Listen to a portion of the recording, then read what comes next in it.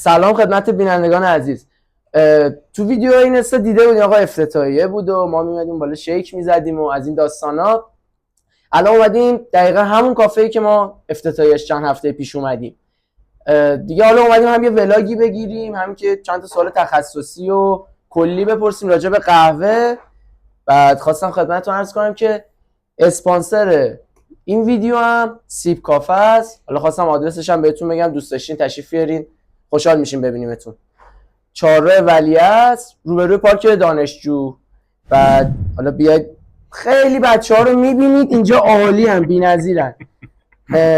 دیگه زیاد بیشتر از این صحبت نکنم، بریم دیگه سراغ سوالا. آقا آرتا گل، مدیریت مجموعه سیب کافه. چاکریم. آقا آرتا جسارتا میخوام ببینم آقا شما مثلا چند ساله که توی این هیته هستین، شروع به فعالیت کردین؟ 10 سال 15 سال تقریبا تو این کاریم، ولی نه به صورت اینکه کافه داشته باشیم و اینا. کافه رو تازه زدیم، حالت پخش دون قهوه و کافه و که تیک‌اوی هم هست و اینجوریه، ولی 10 15 سال تو پخش عمده دون قهوه. حالا به نظر شما اصلا کسایی هستن که یه سال دو سال میرن تو کار قهوه، حالا یا بازاره یا به قولی باریستا کاریه، فکر میکنم میتونن سریع برسن به اون بازه زمانی کم، بتونن بیشترین درآمد داشته باشن، آقا فعالیت کنن، کافه بزنن، کار کنن؟ میشه شدنی اصلا همچین چیزی یا نه؟ ببین، بلد دون قهوه باشن، کار که پول داشته باشن میتونن کار کنن. حالا بستگی داره دیگه، شما چقدر پول میذاری، چقدر میخوای سود کنی توش.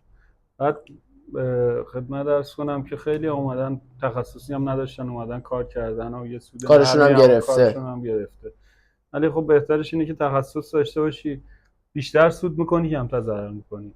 ضررت کمتره پس موقعی که اگه تجربت بیشتر باشه. قهوه اصلا از کجا اومده، چجوریه، ما درجه چندمی داریم استفاده میکنیم، کشور اصلیش کدومه، از کدوم کشور اومده؟ این سوالت که خیلی کلیه، ولی قهوه چند تا بخش داره بخوام توضیح بدم. قهوه اول میگن که یه چوپانی بوده تو اتیوپی، این قهوه رو کشف کرده که دیده حیواناش میخورن و میوه قهوه رو سرحال میشن، بعد آورده خودش مثلا گرفته، فکر کنم پود کرده، یه جوری مصرف کرده، بعد مثلا میگن اولین بار اون چوپانه مسازی، ولی این هیچ مدرکی هم برای اثباتش نیست. اینجای ثبت و اینا هم نشده که مثلا، ولی خب یه حالت افسانه طور داره. ولی در کل میگن از اتیوپی اومده قهوه تو یمن به فراوری رسیده و مصرف شده دیگه. کم کم از یمن هم به خاورمیانه اول اومده، کشورهای خاور مثل عثمانی بود اون موقع، کلا کشورهای عرب و اینا. بعدش رفته سمت اروپا و آمریکا دیگه. بعد که بگیم مال کدوم کشوره، الان خیلی کشورها هستن که تولید کننده، یعنی صادرات قهوه داره. شرایط خاصی میخواد تولید کردنش، یعنی مثلا باید یه آب و هوای خاصی داشته باشه، یا ما خودمون تو ایران میتونیم تولید کنیم؟ مثلا داریم نداریم چجوریه؟ تو ایران تا حالا نشده، ولی یه آب و هوای خاص میخواد. تو کشورهایی هستش که این میتونن کشتش کنن. حالا جاش هم یه جوریه، یه سری قهوه ها تو پایه کو، دامنه کوه، یه سری تو ارتفاع باید باشه، شرایط خاص خودشون میخواد. قهوه اصولا کشورهایی کشت میشه که نزدیک خط استوا باشن. کی اولین قهوه رو خورد؟ یعنی مثلا حدود چه سالی میشه که اولین بار قهوه دیگه رفتن حالا کار کردن، پختن، تموم شد، اولین بار تستش کردن که به عنوان محصول استفاده کنن ازش؟ اینو کات بزنید، اون جواب منو بذارید روی این.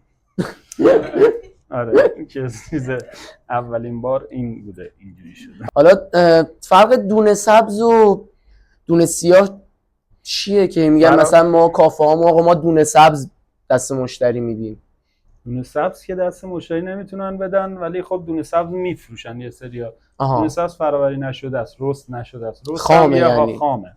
یه حالت تفت دادنیه که تفتش میدن و درجه داره دیگه، مثلا اون تخم آفتابگردونه خودمونه که حالا یه حرارتی میدن، بخوام عامیانه بگیم. آره، ولی خب یه چیز تخصصیه رست کردن، باید آموزشش دیده باشن. دستگاه با دستگاه فرق میکنه، مقدار رست. سه مدل رستش که یکیش میشه لایت، نرمتر، اسیدیته بیشتر، که حالت ترشی میگیره قهوه و بعضیا دوست دارن، یا حالت عین گوشتو که میپزن کمتر میپزن، آها. بیشتر میپزن، اینجوری اون حالت کمتر پخته بعد شدن این کمتر ترشی و تلخیه تأثیری تو کافئینش داره؟ یعنی مثلا کافئین بالاتر، کافئین پایینتر؟ اسیدیته بیشتر بشه کافئین میاد پایین، آها. طعم بیشتر حس میشه. بعد میاد توی رست بعدی که میشه مدیوم، حالت وسط و همه پسنده که هر دوتا رو داره. رست بعدی میشه دارک، یه ذره بیشتر میسوزه که سیاه‌تر هم میشه. بادی بیشتری داره، بادی میشه اون سنگینی تو دهن و تلخیش بیشتر میشه. خیلی موقع من شنیدم میگن مادر قهوه ایران کیه؟ من خیلی جا شنیدم تو همین خیابون هم میری خیلی این اصطلاح رو استفاده میکنم، میگن مادر قهوه ایران کیه؟ ببین هر کی تو نزدیکای خودش داره این اصلا یه سوال کلیه، باید هر کی خودش میدونه که هر کی جوابش واقعا خودش میدونه. اینو بفرستید برای ما مادر قهوه. ببخشید.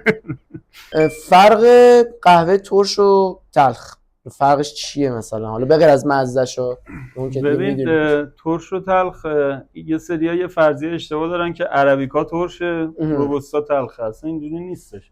یعنی تا حدودی هم درسته این حرف ولی کاملا درست نیست. عربیکا بعضی عربیکاها ترشن، روبوستاها حالا اکثرشون تلخن. درسته این قضیه، ولی این نیستش که عربیکا کلا ترش باشه. عربیکای تلخ هم داریم، مثال کلمبیا یه ذره ترش‌تره، بازم برمیگرده به اون جایی که کش شده رست شده. این مثال مثل انگور میمونه. انگور یه منطقه‌ای متوجه شدم. آره ریز مزه شیرین‌تره، یه سری‌ها یه ذره مزه سیاه سفیده، یه ذره مزه مال کشتشه، یعنی همشون انگورن، فرقی نداره. خب الان فرآیند مثلا 0 تا 100 قهوه که دست مشتریا میدیم چجوریه؟ یعنی از موقعی که کاشته میشه تا میره تو فنجون؟ این یه حالت میوه طوره قهوه. بعد این میوه رو میگیرن خشکش میکنن حالت عناب طور، این اندازه. بعد میگیرن خشکش میکنن، وقتی خشک میشه این قهوه هسته میوه است. این پوستش راحت تر وقتی خشک میشه جدا میشه. بعد اینا حالت دستگاه داره، میزنن پوست از هسته جدا میکنن. این هسته میرسه به فروش صادرات و حالت تجاری میشه. بعدش میاد و میره رست میکنن و آره ما میاد اینجا پیش ما، حالا یا ما یا کسای دیگه رست شده رو میگیرن بلند میکنن. اون یعنی چی؟ بلند یعنی میکس. مثال ترکیب کردن یه مقدار. آره که تو باید یه ترکیبی بدی که به دست مشتری، حالا به بنا به درخواست مشتری. یکی مثال میگم یه جای تهران میفروشه که بیشتر دارک دوست دارن، طعم تلخی و کافئین بالا دوست دارن. یکی یه جا میفروشه که نمیدونم طعم عطر و طعم قهوه رو میخوان، بیشتر به درخواست مشتریاشه، کافئین کمتری میخوان. آره باید بلد باشی مثال 20% کلمبیا میزنی، اینقدر سانتوس میزنی، اینقدر اندونزی، اینقدر ویتنام، تا به اون ترکیب برنده برسی که مثلا بشه 50-50، مثلا بشه 70-30، مثلا بشه یعنی مثلا الان یه مشتری من میگه آقا مثلا یه اسپرسو 80-20 به من بده، 80% مثلا میشه عربیکا، 20% میشه روبوستا. بنا به درخواستش باز 80 روبوستا میخواد، مثلا 20 عربیکا یا برعکس. بعد اونم باز میگم دیگه این بلند کردن تخصصیه که 80-20 که تو میخوای بزنی 10 مدل 80-20 میتونی در بیاری. همون 80-20 عربیکا چه مدل عربیکاهایی توش بزنی، چه مدل روبوستاهایی توش بزنی. بعد حالا بیشترین درخواستی که تو بین قهوه ها میشه یعنی چه نوع سفارشی که هم مشتری ها میگیری عمدتاً؟ یعنی مشتریایی که داری مشتریایی که داری آقا مثلا بیشتر اسپرسو دبل میخورن، بیشتر اسپرسو، حالا 70-30 یا 80-20؟ 70-30 روبوستا. 70-30 روبوستا. ما کلا اینم بگم که قهوه تو دنیا بیشترین تولید و بیشترین فروش عربیکاه، ولی تو ایران برعکسه، ما روبوستا بیشتر مصرف می‌کنیم. بیشترین واردات تو ایران روبوستاه. خب عربیکا کمتر وارد. کافئین کدومش بیشتره؟ عربیکا روبوستا بیشتره. عربیکا کافئین کمتری داره، طعم و عطر و طعم بیشتری داره. من یه جایی از مثلا حالا همکاراتون بودن، یکی از کافه‌های بچه‌ها بود، شنیده بودم میگه نباید برید دیگه کافه، جایی نباید برید، فقط اینجا. اون که قطعا هر کی هم این ویدیو رو می‌بینه فقط باید بیاد. حتما میگفتش که مثلا روبوستا سیر کافئینی که وارد خون میشه سعودیه، یعنی 0 و 1 به قولی، سری میره بالا بعد از اونورم سری میاد پایین. ولی عربیکا نه، پله پله میبرتت بالا بعد یهو هم ولت نمیکنه کافئینه. یا این یه ذره پزشکیه میگن، منم اینو شنیدم، بعد بریم از پزشک بپرسیم. پس حالا این ما زیاد برند دیدیم تو حالا قهوه این ور اون ور، حالا چه خونگی‌ها باشه چه پک شده باشه. حالا تفاوتش با ایرانی و خارجیش چیه؟ یعنی حالا برنده که تو ایران خیلی گرونه اصلا. ببین برند چند تا شاخه میشه.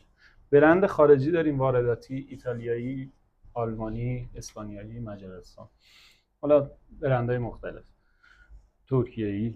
برند میاد مثل لاوازا، ایتالیایی، کلا قهوه رست میشه تو ایتالیا، حالا پک میشه ارسال میشه یا چیزش میاد اینجا، درصدش هم بهت نمیگه که من دارم چی میزنم تو این.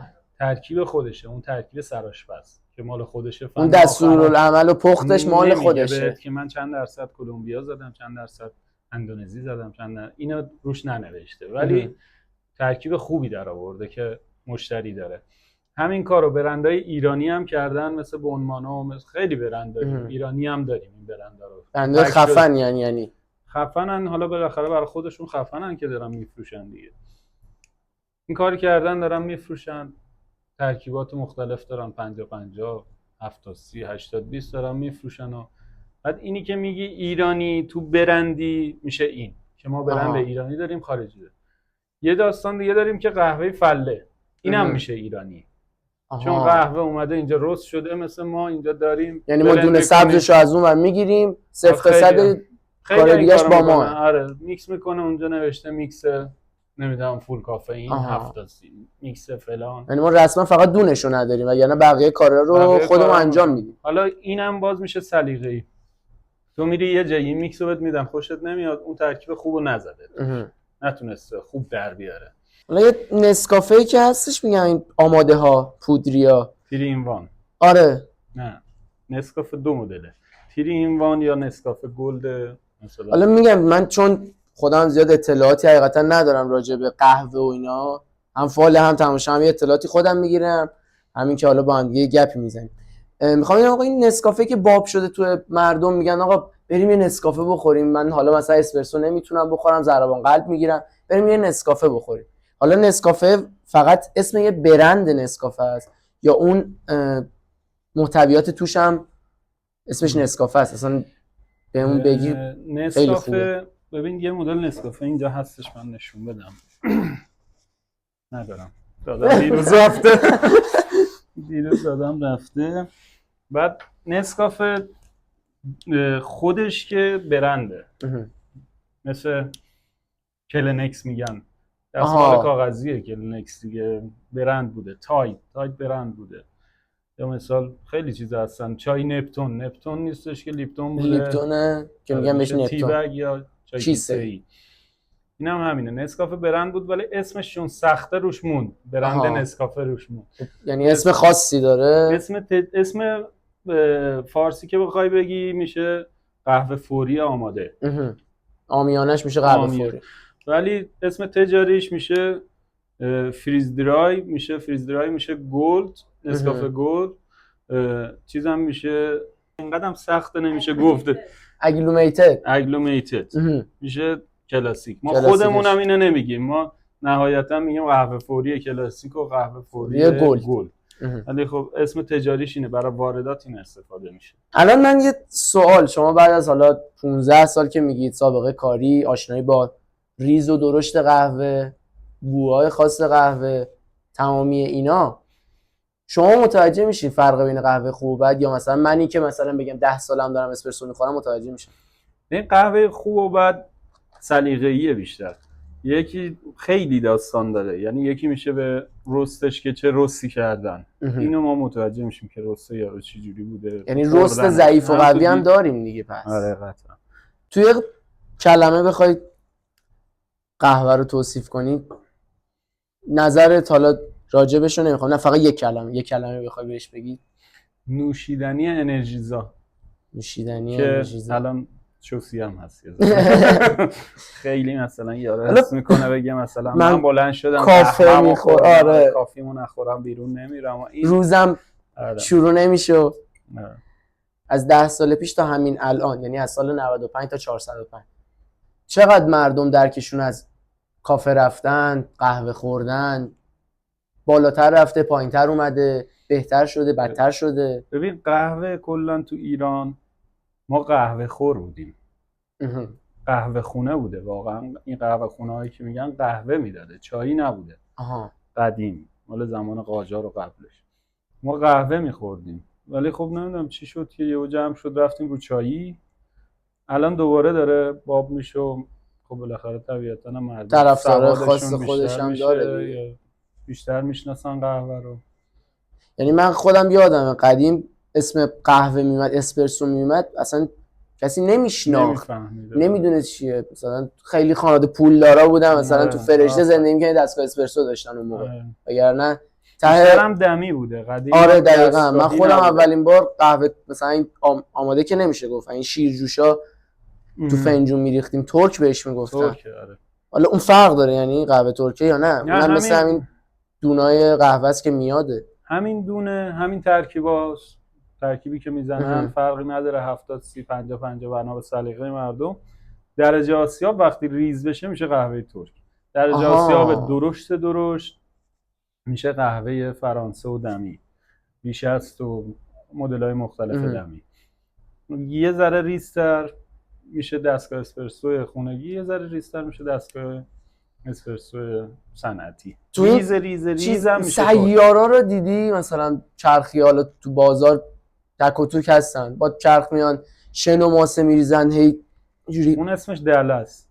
دله عربی، قهوه عربیه. همون مثل قهوه ترکه، با این فرق که این در داره، اون در نداره. شیرجوشه. آره میاد، اونم جوز بهش میگن، میاد بالا. این میشه دله که تو شن درست میشه و قهوه عربیه. بیشتر تو ایران کسایی که تو خوزستان، اهواز اینا جنوبی‌ها بیشتر دله میخورن با دله قهوه و اونم مزه خاصی داره. یعنی کلا قهوه‌های دمی و قهوه ترک کافئین بیشتری آزاد میکنه تو اون فراوریه تا قهوه اسپرسو. مردم فکر میکنن اسپرسو بیشتره، ولی نه. من خودم فکر می‌کردم دمی هم قهوه ترک چون کامل قوطه توش بیشتر کافئین آزاد میکنه، کافئین بیشتری داره. این چی اسمش ته‌نشین میشه؟ لرت بهش میگن. نمیدونم، ما یه جا بودیم بنده خدا آقا بیایید قهوه بخورید حالتون میزون شه، روال شید. گفتیم باش. بر ما ریخ خوردیم. یعنی به خدا اگه میرفتی دم دریای خزر که الان دیگه یه ذره بر ما نیست، اینجوری میزدی تو آب میکشیدی بیرون، از اون بهتر بود. اینقدر دور دندونامون لرت گرفت و اصلا لرتش خب نه بخوری دیگه، ته قهوه باید بمونه. خب چرا؟ یعنی مگه اون پخته نمیشه؟ نه حل نمیشه که. کافئین آزاد میکنه مثل چای، توفاله چای حل نمیشه که توی آب جوش که اون میمونه. توفاله‌شو اون لرته میشه توفاله. قهوه کپسولی هستن، یه دستگاه اسپرسو خونگی هم هست اکثرا. تو کافه‌ها زیاد فکر نکنم کسی به عنوان حالت این کپسولای شیاف اینجوری میذارن تو، بعد سری طعم هم داره، انگار طعمای خودشو داره، لته داره، اسپرسو داره. قهوه آماده است. یه شرکتی اومدش اینجوری درست کرد، موفقم شد، خیلی قشنگه، خوبه. یعنی حالا پیشنهاد میکنه برای کسایی که مثلا حالا خونگی دستگاه دارن، اگه یا میخوان تهیه کنن این دستگاه رو بگیرن. میره بالا چون گرونتر، خیلی گرونتر وای میسه براشون. چیزی که قهوه خور باشه زیاد سمتش نمیره چون هزینه الکیه. اون فقط به قولی همون چوسی خودمون رو حفظ میکنه کاملا در سطح بالا. مهمون بیاد خونه اسپرسو کپسولی برام عشق کنید. کپسولی اونجا اون کلاس گذاشتنش رو اینجوری میزنن با یه جلس آره اینجوری هم میکنه و میزنه، خیلی حرفه‌ای انگار که مثلا داره بعد یه کاراشو میکنه، صحبت میکنه، ببین داره مثلا میفرسته کره ما. ارتباط بین مثلا باریستا و مشتری فرق میکنه تو این مثلا داستان که قهوه خوب بهش بدن یا نه؟ یعنی امکان داره با طرف حال نکنید بذار برن از اون بی کیفیت بهش بدن؟ ببین معمولا که نمیشه با همه حال کنی، بالاخره یه سری‌ها رو دوست نداری، ولی خب نمیشه قهوه بد بدی که. قهوه‌ای که از حالا کلیپ‌های مختلف درست می‌کنم مسخره بازی آب ته سینی. آره دقیقاً آره. نه ولی نمیشه. یه قهوه‌ای که تو مغازته باید بفروشی بدی به مشتری دیگه. یا حالا شاید مشتری هم دوست نداشته باشه ولی خب 2 دقیقه قیافه نحسش آره دیگه تمام بخور برو دیگه. همیشه برام یه سواله که آقا حالا شیک سفارش میدن مردم، بالاخره خب شما با یه پارچه انقدری شیک میکنید درست میکنید. آره من اسمشو نمیدونم مرسی. بلندر. بعد این بالاخره اضافه میمونه دیگه آقا لیوانا انقدره، با انقدر مونده شیک چیکار میکنید؟ من اینو میتونم معمولا یه جوری آدمای حرفه‌ای جوری تنظیم میکنن یه قطره هم اضافه نیاد. باریستا اونایی که بارمنای سردن این کسایی که انجام میدن حرفه‌ایاشون یه جوری تنظیم میکنن اضافه نیاد، ولی کسایی که حرفه‌ای نیستن اضافه میاد خودشون میخورن کسی اونجاست. اتفاقا تو چند تا سوال قدیممون پرسیدیم این توفاله قهوه رو که گفتیم یه توفاله میمونه ازش، استفاده میکنن ازش یا نه؟ یه سری استفاده میکنن به عنوان قهوه سر میذارن رو سرشون. قهوه سر؟ آره قدیم هم داشتیم الان هم هست. آره برای رشد موها میگن خوبه، مثل حنا تو استفاده میکنن. آره همون فرمول هم استفاده میکنن، با آب فیس میزنن. من دیدم میذارن تو گلدون و اینا، تو گلدون میذارن، تو زیر سیگاری میذارن، تو اتکلون فروشی ها هم خیلی دیدم. تو اتکلون فروشی ها دون قهوه رو میبینی، توفاله نیست. دون قهوه به خاطر اینکه بوی قهوه خنثی کننده است. شما وقتی میری 4-5 تا عطر رو امتحان میکنی که اتکلون رو امتحان میکنی برای خرید، دماغت دیگه گیج میشه، دیگه متوجه نمیشی، مشامت پر میشه، همه رو یه بو متوجه میشه. بعد یه قهوه میارن بو میکنی دوباره از باز میشه. بعد اون بوی قهوه خودش موندگاره یا نه اون تموم میشه؟ یعنی تو همون که بو میکنیم برای مثلا اتکلون و اینا، میخوام بدونم این یعنی مثلا اتکلون بو میکنی باز بوی قهوه تو بینی؟ آره نه میره. خودش یه لحظه یه کیفی میکنی بو قهوه رو خنثی میکنه پاک میکنه میشوره میره. بعضی ورزشکارا حالا قبل تمرین اسپرسو میخورن، بعضیشون هم بعد تمرین. من خودم بیشتر موقع ها قبل از تمرین میخورم. حالا پیشنهادت چیه؟ یعنی درستش کدومه ها که ما قبل از تمرین باید اسپرسومون رو داشته باشیم یا ببخشید کافئینمون رو داشته باشیم یا بعد از تمرین؟ اینم باز یه بحث پزشکیه، ولی خب نظر من اینه که داستانش اینجوریه که شما یه وقت هستش صبح میری تمرین، میخوای بری بعدش سر کار، جایی بالاخره کار زندگی داره هر کی دیگه. آره دیگه. میخوای بری جایی نیاز داری انرژی داشته باشی، اون تمرین کردی انرژی تو از دست دادی، بالاخره نمیتونی بقیه روزتو خسته باشی، بعدش یه قهوه میخوری. یا وقتی سر کار بود غروب میخوای بری تمرین، خسته انرژی نداری، قبلش قهوه میخوری که بتونی وزنه بزنی. یعنی هر تایمی که احساس میکنی بدنت به اون کافئین احتیاج داره. یعنی درصدی مثلا تاثیر نداره تو عضلات و اینا مثلا بگن قهوه چربی سوز هم هست. یعنی برای کسی که اضافه وزن دارن میخوان ولی این چربی سوزیه تو قبل و بعد خوردن زیاد تاثیری نداره. حالا باز یعنی پزشکیه، باز بیشتر میتونن کلا چربی سوزه، چه تو قبلش بخوری چه تو بعدش بخوری، حالت چربی سوزی رو داره، میره تو بدن اون فرآیند انجام میده. حالا با همه این تفاسیر که صحبت کردیم، اگه برگردی به 15 سال گذشته دوباره میای سر وقت این کار، دوباره این کار رو شروع میکنی؟ اگه از ایران نمیرفتم آره باز همین کار میکنم. چون اگه برگردم 15 سال پیش میرم.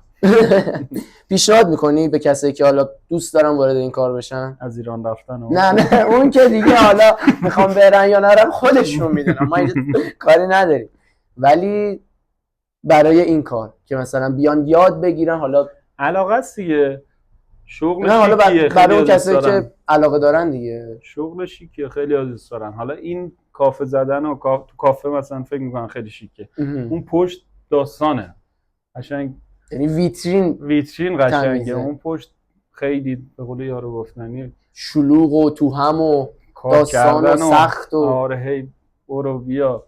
حالا این یه مدل سخت روستری که اصلا دیگه ته کار سخته، خیلی سخت. یه خاطره باحال به ما میگی راجع به قهوه؟ خاطره باحال که یه بار ما توی بازار یه جایی یکی که خیلی آدم بزرگیه، صاحب برند و خیلی باید سرسنگین باش صحبت کرد، اصلا اون محیطیه که همه با هم دیگه خیلی رسمی صحبت میکنن. ما رفته بودیم یه حواله‌ای بگیریم و اینا، یه قهوه‌ای ریختیم اونجا وایسیم خوردن، این بنده خدا گوشش هم سنگینه نمیشنم. بعد ما طبق عادت قهوه رو آوردم بالا، گفتم سلامتی، دیدم برگشت گفت نوش جان بخور. گفتم حاجی جان بخور. یعنی تو الان نباید بشنوی شانس چی رو تو شنیدی؟ اون تایم که نباید میشید شنید. آقا من به شخص خودم قهوه دیگه واقعا فکر کنم اون تاثیر نمیذاره. یعنی حس میکنم قهوه که میخورم باید برم بخوابم تا اینکه برم ازش استفاده کنم انرژی بگیرم. چرا اینجوری میشه رو بعضی از افراد واقعا دیگه تاثیر نمیذاره؟ به این بدن مقاوم میشه نسبت به کافئین. اگه راهکارش هم بهم بگو دیگه، حالا ببینیم چیکار کنیم. بی‌رویه بخوای مصرف کنی، اولا باز اینم پزشکیه، باید برید از پزشک سوال کنید و اینا که قشنگ کامل تخصصی بگن. ولی بیشتر مایعات، اون چیزی که من میدونم، باید مایعات بیشتر مصرف کنی، مخصوصا آب، چیزای غیر قندی، چون قندم خودش کافئین داره. چیزای غیر قندی مصرف کنی، نوشیدنی بیشتر، مایعات، قهوه چند وقت نخوری، رژیم قهوه به خودت بدی، بعدن دوباره اون سیستم فعال شه که دوباره تو کافئین میخوری، اون حالت دوپامینه به یاد میاد. دیدی بعضیا بهشون میگن آقا مثلا قهوه‌ای رو، این نوع قهوه‌ای که میخوری باید مثلا نیم ساعت بخوابی، بعد خواب فعال میشه. داستانش چیه؟ میگن بعضی از قهوه‌های خاصه، مثلا فکر کنم اسپرسو، نمیدونم لته است چیه. منم شنیدم ولی این خیلی کلیه، درست هم نیستش اصلا به نظر من، اصلا درست نیست. چون یارو میگفت مثلا میگن امریکانو، آیس امریکانو، مثلا یه سری آیسا، قهوه سینگل، لته، اینا رو میخوری باید بخوابید و کافئین آزاد کنه. این که اصلا نمیشه، چون تو میتونی قهوه 70 یا 100 روبوستای کافئین بالا بخوری که اصلا نخوابی توی همون امریکانوه، توی همون لته، چون تعیین میکنی که اون شات اسپرسویی که میخوان توش بریزن چی باشه لاینش. بس این اون لاینه، بس که لاینت داره. تو میتونی عربیکا بریزی، بعد اصلا اونم باز پزشکیه که اگه خواب اصلا بخوابی تاثیر، من که فکر نمیکنم اصلا کافئین بخوری بتونی بخوابی. بیش فعال باشی قهوه از اون بر معکوس عمل میکنه. یعنی اگه تو خیلی انرژی داشته باشی، آدم پیش فعالی باشی، قهوه که استفاده میکنی میخوری خوابت میگیره. من نشنیدم، بذار ویدیو رو بذار ببینم کسی اگه کسی اینجوریه کامنت بگه. حرف آخر بخوای 0 تا 100 نظر تو، هر حرفی که داری. موفق باشی، به پدر مادر خود نیکی کنید و نظافت رو رعایت کنید. همین. فصل تابستون لطفا تو رو خدا همون برید. امیرکبیر نیستید بکشید. دقیقاً. الان هم که خداشو همه تو خونه است. مام هم که اومده. تا ویدیو بعدی، خدا نگهدار. خدا نگهدار.